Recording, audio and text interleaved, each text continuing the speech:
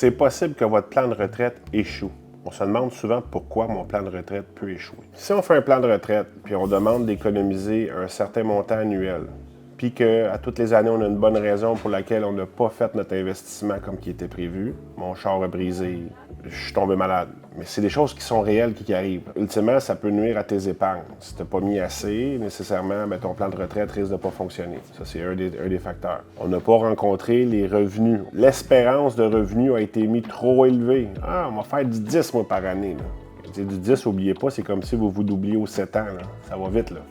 Fait qu'on se ramasse avec 1 million dans pas trop de temps, pas trop d'efforts d'économie, puis ultimement, c'est très rare, ça n'arrive pas, là. Si on planifie avec trop de rendement, c'est nécessairement, il faut être plus conservateur, c'est sûr et certain.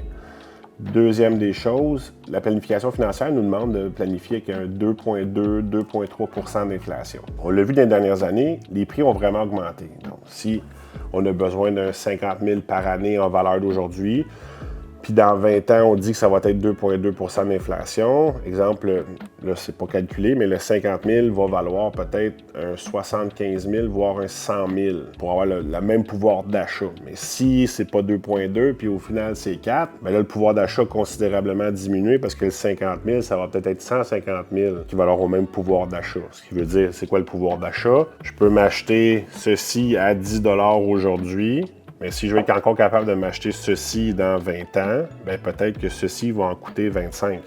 Donc, il faut que je prévoie qu'il y ait de l'argent pour 25 $ pour garder le même pouvoir d'achat. Une autre des raisons, si c'est pas planifié, dans les premières années de retraite, puis c'est louable de se dire, je suis en santé, c'est le temps qu'on dépense plus que prévu. Donc, on gruge plus rapidement notre capital qui est supposé générer des revenus notre vie durant. Mais ça se planifie, ça, si c'est ce qu'on veut faire. Ça, c'est dans le plan, il faut le mentionner au planificateur financier. Moi, je pense que dans les premières 10 années, je veux dépenser plus. Parce que de cette façon-là, c'est là que je peux plus en profiter, je suis plus en santé, puis ainsi de suite.